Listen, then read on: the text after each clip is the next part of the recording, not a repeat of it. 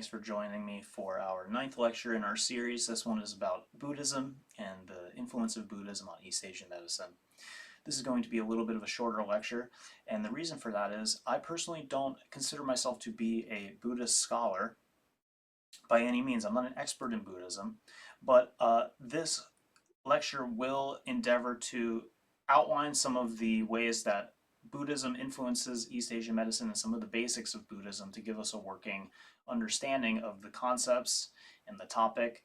But I would also caution everybody to just understand that as far as philosophical schools of thought go, Buddhism is not my forte. I wouldn't consider myself an expert in the field. And so just like with any of my lectures really, or with any lecture of history at all, I would just take everything with a grain of salt, and but I do hope to portray as accurate of a picture as possible. But just that's my little preface for our Buddhist lecture today, because I know that there are legitimate experts in the field and people who would probably be able to give a better and more accurate representation of Buddhism, especially given the fact that this is a lecture that is being given to students at a school run by Buddhists. So there are many valuable Buddhist resources there for you as well. So let's jump into our lecture today, all about Buddhism and its influence on East Asian medicine. So just as a brief overview, we're going to talk a little bit about the history of Buddhism in China. We're going to talk about the Buddha. We're going to talk about some important concepts of Buddhism, like the Four Noble Truths and the Eightfold Path. We're going to talk about the idea of bodhisattvas, and in particular, Guanyin. We're going to talk about aspects of Buddhist medicine, particularly from our text, our Unshelled text, as he highlights it. I'm going to talk a little bit about Buddhist medical ethics, which I think is an important aspect of how Buddhism influences East Asian medicine. And then we're going to wrap it up with just some takeaways and conclusions. So just as a historical background, Buddhism enters China from the 1st century AD. It doesn't originate in China, it originates in India. But it migrates and influences China around the Han Dynasty. But by the 4th century at the latest, Buddhism has infiltrated all segments of the population. So it really is a sweeping cultural change for China as Buddhism comes through. When the Han Dynasty falls, the 400-year period from the end of the Han Dynasty to the founding of the Sui and the Tang dynasties, which is the dynasty that we just spoke of last lecture, that's another tumultuous period of time. It's sort of similar to the Warring States period in that it was a period of political instability, and there was not a dominant imperial state. It was fluctuating, and power was changing hands. And so there is an inherent chaos that is reminiscent of that previous period of chaos. And this created an environment where the dominant philosophy at the time was Confucianism. And for a period, Confucianism sort of waned a little bit. It wasn't just the de facto dominant philosophy in all realms anymore. And in fact, the population at large was more drawn to Taoism and Buddhism at this time because they offered philosophical alternatives, and they were appealing to people during this time of chaos. And Unshelled speaks about this a little bit, about this socio-reality that was happening at the time. And he says that the state and the family were no longer the primary concern, but rather the autonomous I. It was a more individualistic period. And that speaks to the waning influence of Confucianism, because Confucianism was very much primarily concerned with the state and the family. So Buddhism in China has a complex history, and without going too deeply into the entire labyrinth of the historical period of Chinese history throughout all the different empires and all of the history of Buddhism in them, we can just say that the imperial government stances toward Buddhism, it fluctuates between extremes throughout various points in history, throughout the various dynasties and rulers. Sometimes the government is explicitly pro-Buddhist, and even to the point of declaring it the state religion of China during some periods. while at other times Buddhism experienced extreme state-sponsored persecutions. So, for example, during one specific moment in the Tang Dynasty, the state it was facing a financial or fiscal crisis. It targeted Buddhism and it confiscated the wealth of monasteries. It destroyed many Buddhist sites. Another instance, among others, was during the Cultural Revolution during Mao Zedong, during which an extreme anti-religious campaign against the Four Olds, as they were calling the old philosophies, was waged. And this was one of the most destructive periods for Chinese Buddhism in modern times. So there's a very fluctuating extreme polarity with how the state handled Buddhism and reacted to Buddhism. At some points in time, it viewed it as an extreme threat to the social order, to the social structure. At other points, it embraced it and even made it the de facto state religion. Many people refer to the philosophies of Taoism, Confucianism, and Buddhism together as the three teachings, because these are really the three major influential philosophies of China, especially during the imperial age. And many people see them as complementary. So they're not always seen mutually exclusive or in competition or in antagonism to one another. Many people drew from all three philosophies syncretically in their life, in artwork, and in culture, and in philosophy. Even in acupuncture, as we'll see with Sun Tzu Miao. And this is a Ming Dynasty painting of Lao Tzu and the Buddha and Confucius. They're all hanging out. So it kind of depicts that a little bit. So just so you know, they're not always in direct competition with one another, and I think it's probably fair to say that most or many individuals, maybe not most, but many individuals took influences from all three, maybe still do.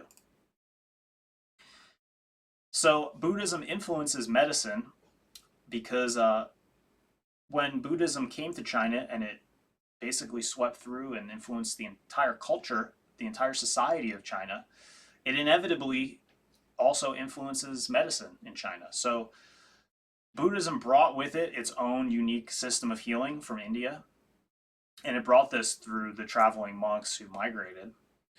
And by doing this, it brings its own unique doctrines, its own form of science and thought and moral systems, and these are all derived from Buddhist philosophy and religion. And so, as Unschuld said, an understanding of Buddhist medical writings in China is impossible without a basic knowledge of the concepts of Buddhist religion. So we're just going to take a brief overview of some of those aspects of Buddhist religion. To start, let's just take a quick look at the Buddha. He's frequently termed the king of physicians, which obviously that has great relevance to medicine as a topic if the figurehead of the whole religion is termed the king of physicians. And he was the only possessor of the true remedy, the eternal cure of illness. The norms reflected by Buddhist medicine are directly, exclusively toward the elimination of individual suffering. So for me, what this really says is that Buddhism, the medicine of Buddhism on a higher level really is aimed at the human condition. It's aimed at existential problems, and it's not just, say, like giving someone a tincture for an illness. It's a spiritual illness, it's an existential illness, and it's a diagnosis that was given to the basic human condition by Buddhism. A little bit about the Buddha, who's also named Siddhartha Gautama before he became known as the Buddha. This is a brief story of his, very brief story of his life or biography. He was from the 6th or 5th century BC. He was raised in luxurious palaces. He was shielded from life's miseries because he was very sheltered as a child. He was like a prince he was raised as part of the royal family where he was from. And so he was sheltered from the four sights, such as old age, illness, death, asceticism. At some point, he left the palace and started wandering around the city, and he encountered these things that created such a cognitive dissonance in his mind. But it was prophesied that his destiny was either world ruler or enlightened sage. So this prophecy made his father hide him and shelter him from the world. And so he never saw the outside world really. And then when he encountered it, it stunned him and shocked him. And so at 29, he secretly left his wife and his son, which is, I guess, called the Great Renunciation. And in seeking truth, he went through 6 years of extreme asceticism under gurus. He even starved himself to near death in the process of doing that. And so, rejecting both luxury and self mortification as extremes at 35 years old, he sat under the Bodhi tree. He vowed not to rise until he became enlightened. And by resisting temptation of desire and fear, he sustained nirvana at dawn, becoming known as the Buddha or the awakened one. And he realized the Four Noble Truths, which are suffering, cause, cessation, and the Eightfold Path. And dependent origination. And then teaching for 45 years until parinirvana at 80 in Kushinagar. So that's a brief biography of the Buddha's life. One topic that's important to Buddhism is the idea of karma, which comes from Hinduism. It comes from India and previous religious ideas before Buddhism. But Buddha kind of took karma to a new evolution in a way. But briefly described, karma can be translated roughly as deed or action. It's from Sanskrit. It's kind of like intentional volitional acts of body, speech, and mind, and these acts create ethical causal chains, so they ripple out. So good acts, wholesome intentions, intention is an important part of the Buddhist idea of karma. So intentional generosity or ethical actions, they ripen and they create better rebirth scenarios. Unwholesome actions, such as greed and hatred, cause suffering, and ultimately non-attachment is what ends this endless cycle of birth and rebirth due to karma. And so the new dimension introduced by Buddha to the karma concept is the moral foundation on which the evaluation of human action is carried out. Rebirth and reincarnation is an important aspect too, because the idea is that there's a consciousness stream that continually migrates through these 6 realms. And at death, it's driven by your karma. Depending on your karmic deeds and actions will depend on your rebirth. And so wholesome karma leads to higher realms and unwholesome karma leads to lower realms, and nirvana ultimately ends this cycle. Suffering is one of Buddha's fundamental insights. It's the recognition that all life consists primarily of suffering. Birth, growing old, death, separation from loved ones, unfulfilled desires, all of this is suffering and characterizes human existence from beginning to end. So that's really at the foundation of Buddhism, this concept that suffering is basically inevitable. It's really the human condition. Nirvana, the concept of nirvana, and this is just the cover album for a Nirvana band, the band, but that's just kind of a tongue-in-cheek addition. Nirvana is only one who is able to escape the endless cycle of rebirth and death and enter into an indescribable state or condition in which there is no existence as we know it and consequently no pain can achieve salvation. This indescribable condition of salvation is what's called nirvana. So that's what nirvana is. That's the key to ending the endless cycle of birth and rebirth, is to enter into this indescribable state or condition known as nirvana. The Four Noble Truths of Buddhism is an important aspect of Buddhism, that this is what Buddha came to his mind when he achieved enlightenment under the Bodhi tree.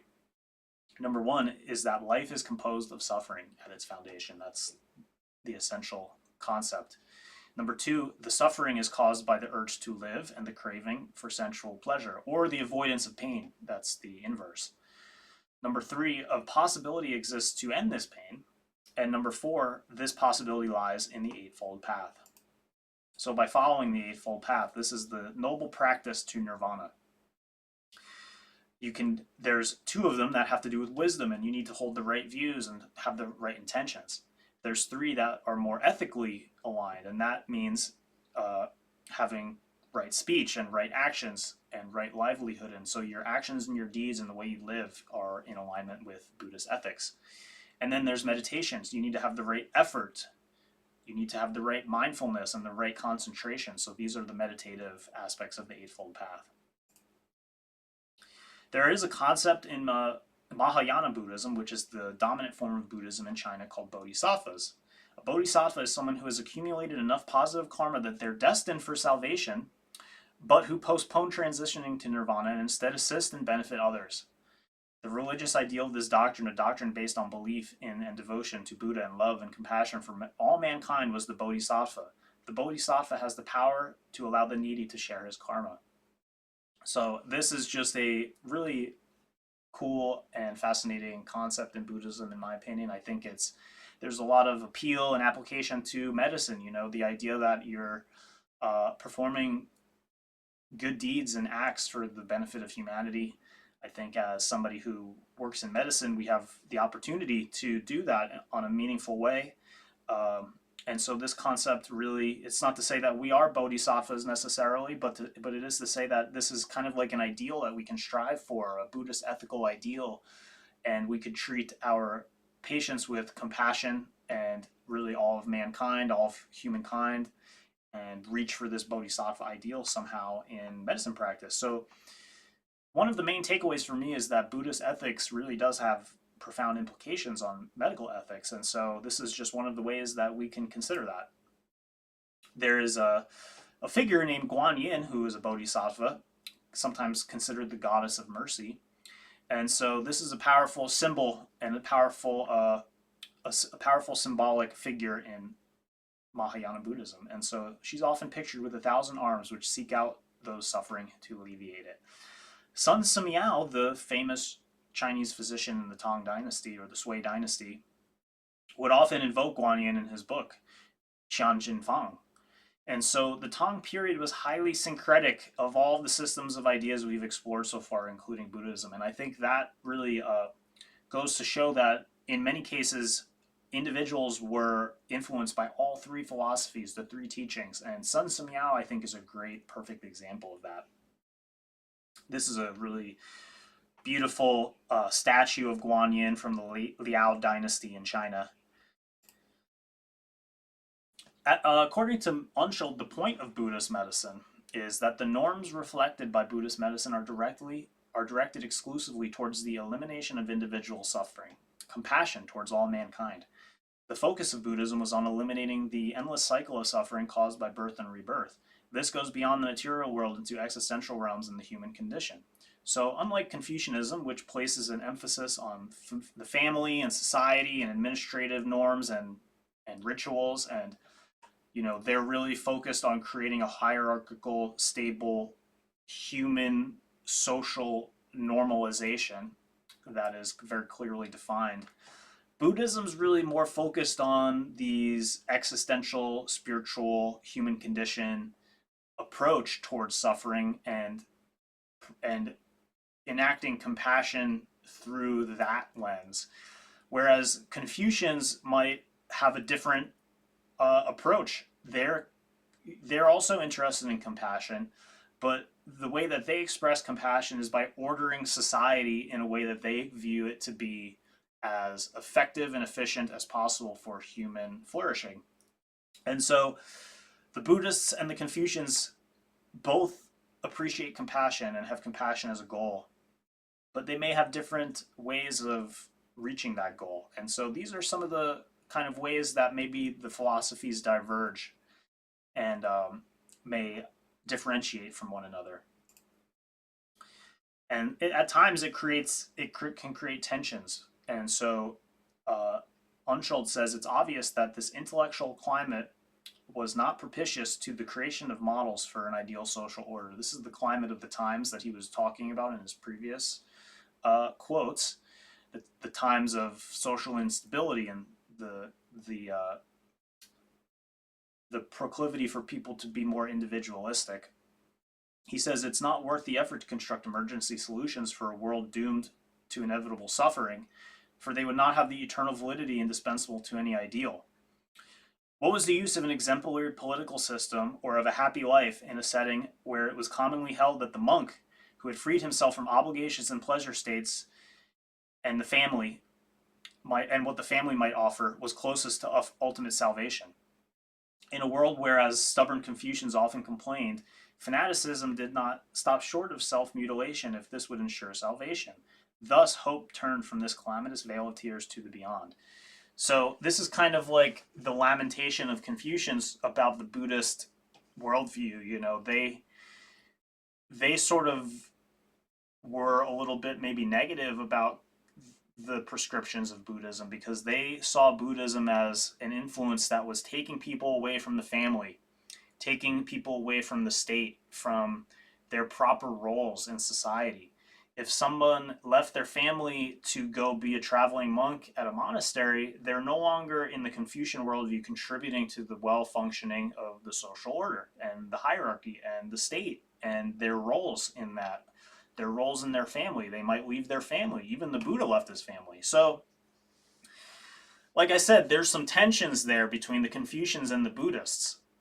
Uh, it's not in the objective of what Confucianism was trying to achieve for people to be abdicating their role in society in search of a answer in the spiritual realm, basically.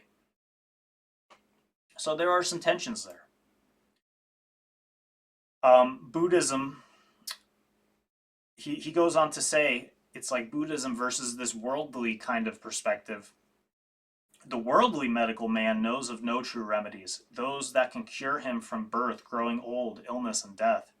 He knows only the 4 elements that comprise the body, while Buddha, that supreme physician, incorporates 6 elements and 18 levels into his deliberations and takes into account the passions.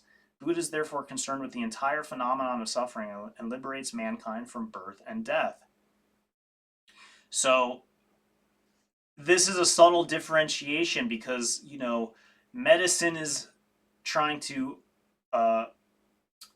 with compassion and with the practice of medicine, solve people's illness, but it's really like the worldly illness. They're, you know, if someone has asthma, we're trying to cure their asthma, but we're not necessarily, maybe as physicians, trying to solve their existential human condition, the problem that is inherent to their entire human condition. And Buddhism on some level is trying to do that. So from the perspective of a Buddhist, in a sense, they might see themselves as treating a much deeper, much more ultimate type of illness. It's a spiritual illness. It's an illness with the human condition. And that goes beyond what they might, in this sense, call worldly medicine. And so that is another bifurcation of where this kind of differentiates this idea that, you know, Buddha is truly the king of physicians. He's treating the ultimate source of disease because that is really a spiritual disease in a sense. And so nirvana can be termed Wu Bing, which is really the Chinese way of saying without illness or no illness or absence of illness. So why would Buddhism even really be interested in medicine, as we call it, you know, or like worldly medicine?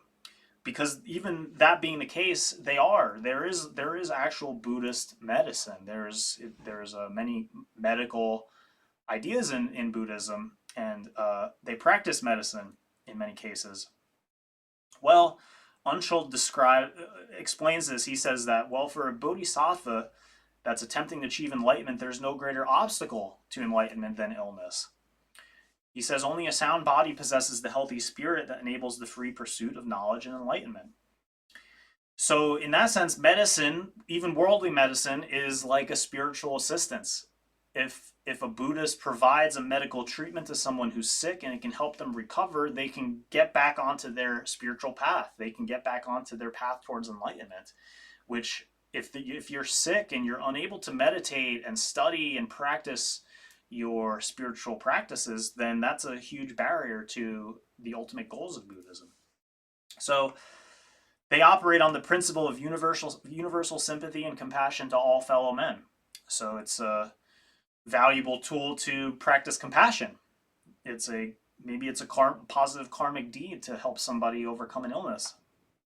It's also a valuable missionary tool, and this is a recurring theme, not just in Buddhism, but even later when Christian missionaries go to China, they practice Western medicine in order to, as part of their mission to try to convert people to Christianity. So throughout time, medicine is actually used in a missionary function by a variety of religious orders.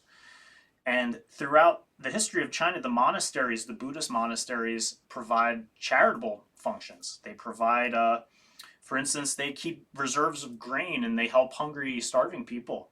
They operate clinics or maybe even sort of like hospital types of facilities, and they treat people who are sick in the monasteries. And so uh, the Buddhist monasteries provide these kinds of medical, sort of paramedical function to society. Um, Other aspects of Buddhist medicine, and I would say Buddhist medicine has its own flavor. It's sort of its own medical field in a sense that is in a way it's distinct from East Asian medicine, or at least from Chinese medicine, because they're based on different conceptual systems. We're learning about the medicine of systematic correspondence in our previous lectures, and that is a different paradigm than maybe some of the ideas that would be labeled under Buddhist medicine. Buddhist medicine comes from India. Buddhism comes from India, and so it's a fundamentally different culture. And even though Buddhism integrates with China and there's a whole Chinese form of Buddhism, there is a distinct character to what would be called Buddhist medicine than what I would call maybe East Asian medicine as a whole. Although maybe some of the Buddhist medicine ideas seep into and integrate and become a pluralism within that whole identity of East Asian medicine, it's important to recognize that a lot of the ideas that are under the label of Buddhist medicine do differentiate somewhat from what we are learning about in terms of the medicine of systematic correspondence. And a lot of that is because, they're influenced by Indian medicine and Ayurvedic medicine. And so ideas such as the tridoshas, which comes from Ayurvedic medicine, can be considered part of Buddhist medicine in some ways. They have this other idea called the four elements, which differs from the five phase theory. It has similarities, but it's different. It's a different conceptual system. Buddhist medicine also innovates early kind of proto-surgical techniques, and Paul Unschuld talks about some of these things in the chapter that we're reading about Buddhist medicine during this period. Importantly, though, I think a really important contribution to East Asian medicine is Buddhism's focus on meditation, the meditation practices inherent to Buddhism, and the breathwork practices that they do, and a lot of that had an easier time, I think, integrating into the already existing medical culture, because there was a lot of that comes from Taoism. So in a lot of ways, there's a lot of overlap between maybe some of the meditative practices, spiritual practices, and breath work and movement therapies of Taoism, kind of yang sheng sort of ideas, and maybe some of the ideas of Buddhism. And there's a lot of overlaps, and maybe there was some integration even. And probably with someone like Sun Tzu Miao, that was probably the case, where those kinds of ideas were very easily syncretically blended. And that the same goes for perhaps medicinal or dietary therapies. There was maybe an eagerness to integrate new ideas, new herbs, new medicines, and new dietary therapies, herbal medicines perhaps. And they also have maybe some of their own contributions to that, which I think Unschuld talks about a little bit in our text as well. Buddhism also does some more like sort of magical oriented ideas, such as amulets and incantations, which kind of resonates with some of the more demonological ideas in East Asian medicine. So there's overlaps here. They also do things such as confession or contrition or penitence, like spiritual penitence, and confessing to maybe your previous bad karmic choices. And this has some sort of like a spiritual medicine for people to do that. And that also obviously has some comparisons to other religions or other forms of medicine. And so these are all interesting aspects of maybe what would be called Buddhist medicine. And a lot of these are talked about by Paul Unshold in our book. An aspect of Buddhist medicine, I would say, is therapeutic eclecticism. So Buddhist medicine is characterized by a broad therapeutic eclecticism in contrast to numerous other worldviews or socio-realities that supported a specific medical system because it manifested the same socio-political values proclaimed for the social sphere. The Buddhists were completely unconcerned about which medical practices relieved their physical suffering. Success, the release from suffering, was the decisive criterion. So a very pragmatic approach. They just wanted to do what works, I suppose. And so they just care about what worked, not necessarily the method or the ideology that was behind it.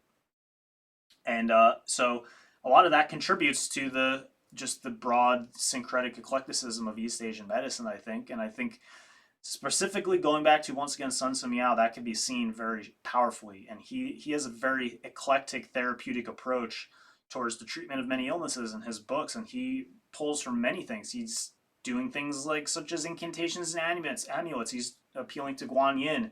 He's doing acupuncture. He's doing herbal medicine, but he's also approaching sometimes at periods in time diseases from a Buddhist medicine perspective and trying to describe things in terms of Buddhist medicine and not just the medicine of systematic correspondence. So he's a perfect example of the therapeutic eclecticism of Buddhism, and it really seeps into his medical thought. He's the perfect kind of figurehead for that, in my opinion. So I just want to talk a little bit about Buddhist medical ethics, and this is pulling from a great article that we are looking at in our discussion board in our lesson this week. There's a lot of application and potential for application of Buddhist medical ethics in just a general medical setting. So this is a cool chart which shows how maybe the eightfold path, the concepts of the eightfold path, can be applied to healthcare professionals. So right views, right insights can yield theoretical knowledge. Right resolve and right thought can yield an attitude towards a patient. You know, if you have the right resolve, you are coming towards the medical encounter with the right attitude. Right speech can influence communication. Right conduct can influence the appropriate therapy that you do, the actions that you take, or even the moral way that you approach yourself in the clinic. Right livelihood could influence the way that you approach your practice. Maybe you're not primarily influenced by monetary gain, but have other ethical motivations. Your right effort might influence your perseverance, the effort that you put towards improving as a medical practitioner or performing at your highest level, persevering. Right mindfulness means that you might have a mindful attitude or a mindful mindset at work. Maybe you practice certain mindfulness techniques at work. And right meditation could yield positive stress management abilities in the workplace. So these are all things that in this article, it sort of tries to find positive applications for this aspect of Buddhist ethics in the healthcare field. It also talks about key attributes of a physician according to what Buddhism calls the six perfections, or the four immeasurables. So just to run through these, the six perfections are the perfection of generosity, the perfection of discipline or ethic, the perfection of patience, enthusiastic perseverance, concentration, wisdom. Those all clearly have broad general application to the healthcare scenario. The four immeasurables would be loving kindness, compassion, empathetic joy, and equanimity. And once again, those generally, broadly speaking, have clear positive application to a healthcare practitioner, to the healthcare setting. So I find Buddhist medical ethics to be a fascinating place where some of the moral ethical concepts of Buddhism could be applied by many people in medicine. There is a Buddhist physician's vow. The Lord said, health is the greatest gain. He also said, he who administered to me should administer to the sick. I too think that health is the greatest gain, and I would minister to the Buddha. Therefore, I will use my skill to restore the health of all beings with sympathy, compassion, and heedfulness. I will be able to prepare medicines well. I know what medicine is suitable and what is not. I will not give the unsuitable, only the suitable. To minister to the sick with a mind of love, not out of desire for gain. I remain unmoved when I have to deal with stool, urine, vomit, or spittle. From time to time, I will be able to instruct, inspire, enthuse, and cheer the sick with the teaching. And even if I cannot heal a patient with the proper diet, proper medicine, and proper nursing, I will still minister to him out of compassion. So that's a really nice sort of Buddhist medical ethical vow that could, be influential for people if they find it to be useful in a medical setting. But Sun Simiao also was renowned for applying ethical principles, particularly Buddhist-inspired ethical principles. And he also created his own kind of ethical medical precepts, which sometimes he gets likened to Hippocrates in Western medicine history, because he created the Hippocratic Oath. So you sort of have comparisons, because Sun Simiao is well known for his ethics in medicine. And so this is from another article that we're going to look at briefly in our lesson, but on the absolute sincerity of great physicians, the healer's oath of Sun Simiao. So let's just look at his oath as well. He says, when I go to treat an illness, I must first calm my mind and make steadfast my intentions. He says, I shall not give way to idle wishes and desires, but should first develop an attitude of compassion. He vows to rescue all living beings from their sufferings. If anyone comes to me because of an illness or any other difficulty, I will not concern myself with whether they are powerful or humble, rich or poor, old or young, beautiful or ugly. So very impartial.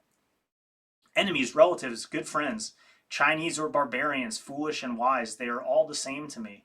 I will think of each of them as a close and loved relative, or indeed as if it was I who had been struck down by an illness. I shall not worry about my own life or my fortunes or misfortunes. My purpose is to preserve the life of others. I shall not hide away in the mountains, day and night, in cold and heat, in hunger, thirst, and fatigue. I will single-mindedly go to the rescue. If I'm able to act in this manner, I may approach being a great doctor for those who are sick. If I act contrary to these precepts, I am no more than a great thief to those who are alive. People all too often look with contempt on those who suffer from abominable things, such as ulcers or diarrhea. However, I shall maintain an attitude of compassion, sympathy, and care. Never in a great physician should there arise an attitude of rejection. I will not glory in my reputation. I will not discredit other physicians while I praise my own virtues. Thus, I shall fulfill my responsibilities and my destiny as a physician until I am no longer capable of fulfilling my obligations, or until the end of my lifetime. So I just think those are all powerful ethical, moral precepts. He's really setting down a really foundational ethical, moral stance for physicians in a time that is far receded into the past. This is a long time ago that he created these, and so that's really forward thinking. That's really before his time. And a lot of these, reading this, I think most people would have no problem saying that these are highly applicable and worthy principles to apply to a modern day practitioner of acupuncture and East Asian medicine, or really any medicine for that matter. So I think a really beautiful, great way where Buddhist medicine influences East Asian medicine as a whole is concepts of Buddhist ethics applied to medicine. So that is one area that we can perhaps agree on. And so my takeaways and influences on East Asian medicine as a whole: you have therapeutic eclecticism and syncretism as an important concept. You have the focus on relieving suffering and compassion for all of humanity. You have the applications of Buddhist ethics to medicine. You have things such as meditation techniques applied to medicine. You have certain Ayurvedic and Indian influences, or even proto-surgical techniques applied to East Asian medicine, even though some of those maybe don't catch on as much as the native systematic correspondence ideas. And I would say, in that sense, maybe some of the ideas of Buddhist medicine are not as influential to the overall plurality of what we now commonly call the umbrella term East Asian medicine. But I don't want to also, say that I don't want to take anything away from them either, because they all exist under that plurality umbrella of East Asian medicine. But if we were to say compare some of the Buddhist medicine ideas to this medicine of systematic correspondence. The medicine of systematic correspondence takes up a higher share of the mental mind share of East Asian medicine, in my opinion. It's a bigger bubble in the bubble map than maybe some of the proto-surgical techniques that they didn't really catch on. Surgery was not a huge thing in East Asian medicine, although nowadays it's incorporated a lot of Western medicine surgical techniques in some sense, although that may not be called East Asian medicine in a certain way. So, we just want to look at it all in relative to the overall arc of East Asian medicine.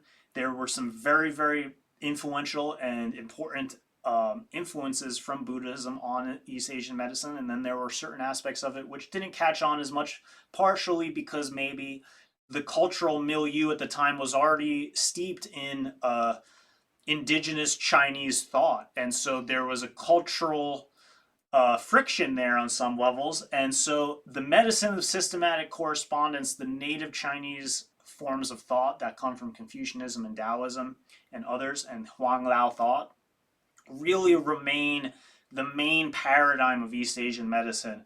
But it is definitely true that Buddhist medicine came in and influenced all of Chinese culture, all of Chinese history, all of Chinese people that came into contact with Buddhist ideas. And it definitely left an indelible impression and mark on East Asian medicine as a whole throughout all of East Asia. So that definitely can be said to be true. So that is our lecture for today. But just to point out a couple further readings, if anybody's interested in actually going and finding source material on Buddhist medicine texts, you can look to a couple books by Pierce Salguero, who's a really great academic teacher and writer and translator on Buddhist Chinese texts. I had the fortune of taking some classes with him when I was at the One Institute, and he's a really great teacher and academic on this specific. This is his field of study, and he has these two cool books on anthologies of modern and pre-modern sources of Buddhist medicine texts. And it's not really my field, so I've never read these personally, but because Buddhism isn't really my personal particular area of academic interest in terms of East Asian medicine, but that it might be for you. So I just wanted to recommend these books, as these are most likely very good resources to find some source texts on Buddhist medicine. So that's our lecture today. Thanks everybody for joining me, and I will see you for our next lecture, which is going to be on the Sun, Jin, Yuan dynasties of China. This is a very important dynasty period of Chinese and East Asian medicine. There's going to be a lot of very, very important advancements, especially in herbal medicine during this period, and I'm looking forward to talking about those with you, and we're going to look at some of these important things next lecture. So see you all then. Thank you.